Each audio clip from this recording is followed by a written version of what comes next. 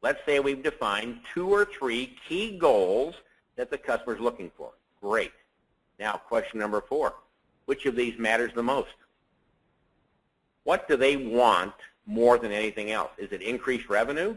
Is it reduced carbon emissions? Is it increased customer loyalty? Is it fewer steps in the process to process an invoice? Whatever it is, that becomes the basis of our value proposition, because our value proposition should be a promise. We will deliver more results in the area that matters the most to you than any other option. If we can commit to that and back it up, they're going to choose us, because people try to maximize return, and they will maximize return in the area that matters the most. All right, so those 4 questions give us pretty good insight. We should be able to answer what are the needs and what are the outcomes. Now, what do we got? What solutions can we offer? And of the things we can offer, what's the best fit? What's going to work best for this client? That helps us answer the S component of the nose structure. And finally, what makes us the right choice?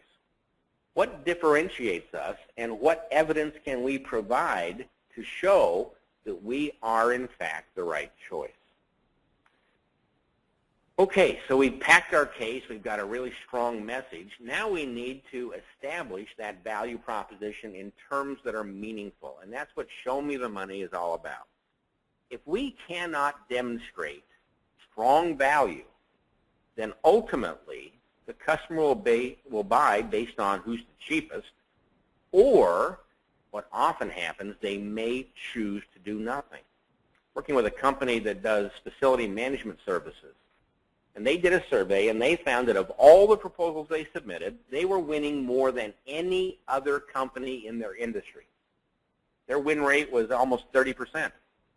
But even more, almost 40% of all the deals were going to nobody. The prospective client was deciding not to outsource facility management services at all. They were choosing to do nothing. So what we did was to help them write stronger value propositions. And of the next 12 major, what they called enterprise-level facility management opportunities on which they bid, they won 11 of them. Delivering compelling value is absolutely critical. Why? Well, because smart buyers are looking for positive impact. Research into the way people make decisions has found that in a business setting, the #1 method, or what the researchers call heuristic, of decision making is what's called the estimation heuristic, which is the ability of the buyer to make a rough calculation of the relative rate of return of each of the options they're looking at. And they will choose the course of action which yields the highest rate of return. As a result, we need to communicate this: the value delivered by our solution, its impact on operational efficiency and effectiveness, minus what we're going to charge you for it, is greater than the value minus the fees associated with anything else you could do, including the option of doing nothing. If we can convince the customer that this is true, if we can convince them that the value we offer, even if our price is higher, even then, that delta between value and cost is superior for our offering, they will choose us. So, if we're going to deliver a compelling value proposition, we need to focus on 4 key principles. Number 1, make sure the value you're offering is something the customer actually wants. I know that sounds silly, but people come up with these generic value sheets which they insert in their proposal. Everybody gets the exact same message, and it may be a really good message for 1 out of 5 customers. But for the other 80%, they don't care. You could sing a fantastic song of improved operating efficiency, And if what they're looking for is cost reductions, you've sung the wrong song. You're not going to advance. So make sure the client cares. Number 2, your value will be more believable if you can measure it. So do what you can to find the data to show what their baseline is and where you can get them in terms of improvement. What's that worth? Are you saving them time? Are you saving them money? Are you helping them make more money? Are you increasing worker productivity? Are you increasing market share? What is it that we're measuring, and how big is the gain? Now, if you can measure it, you can graph it.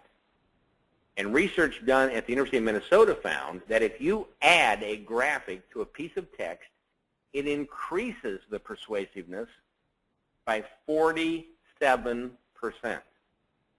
I would argue there is no part of the proposal that you want to be more persuasive than your value proposition. So I urge you, present it graphically whenever possible. Simple graphs, bar chart, trend curve, pie chart, something that even just a text box with the numbers in it, but show them how big is the gain when they accept your recommendations. Then the 4th step, link it to your differentiators. Show them they're only going to get this value if they choose you. Why? Because you do things nobody else does, or you do things that pretty much everybody does, but you do them in a different way, and that difference adds value. It doesn't have to be unique, but it does need to be rare. And what we're going to do is we're going to combine 3 or 4 differentiators and create a nice stack of rare or unique features they only get from you, and that makes your value proposition impregnable. Finally, don't forget, people are going to want to see some proof here. So when you do offer a differentiator, back it up. Sometimes these are claims you can make about yourself. You might say, we do business in 85 countries. I'm probably going to trust you on that. You know, I don't feel the need to fly around to all 85 countries and make sure you actually have an office there. However, because those are things you're saying about yourself, they don't have the weight that the other kinds of evidence have. Much better are things your clients say about you. So look for references, testimonial quotes, or the best form of evidence of all, case studies. Offer a strong case study showing that you've solved the problem by doing something similar to what you're proposing in this proposal, and that the results were impressive. If you can do that, you've got a great chance of convincing them that the value proposition you're offering here is one that they can bank on. Finally, third-party evidence, accolades, awards, recognition, certifications. Those are the kinds of things that people can trust, especially if they come from recognized or reliable third-party sources. All right, so we've talked about the nose structure, needs, outcomes, solutions, evidence. We've talked about making sure we understand the opportunity in depth, building a strong business case. We've talked about offering compelling value. And the last element, a kiss for luck, and we're on our way, to quote the great proposal writer Karen Carpenter. We're talking here about clarity. The first principle of persuasive writing is keep it clear. Do not confuse the reader. We need to live as proposal writers by the first time right rule, which is, it is so clear that the first time they read what we wrote, they get it. I'm sure we've all had the experience of reading something and partway through we went back up and we started reading it again. Not because we were enjoying it so much the first time through we wanted to go back and savor it one more time. No. We went back because we got lost. What happened was the part of our brain that is responsible for decoding language, an area of the brain called the working memory, literally got overloaded and crashed. The same thing that happens when the cache in your computer gets overloaded. My mother, who is 90 years old, is on the computer all the time, loves email. She's on Facebook. Be sure to look her up and friend her. And she recently complained that her computer was not working properly. We thought, well, you know, the thing is about 6 years old. It's probably just not up to snuff. So we went over to a local discount store, and we bought her a nice, new, beautiful computer. And it's a honey. That thing flies. Nice new screen. So no problem. But then my son helped her out by putting in some of the little programs and applications that she likes, and in the process of doing that, discovered that she had over 800 gigabytes of videos of little kittens playing and similar stuff in her cache. No wonder it wasn't working. It was crashing.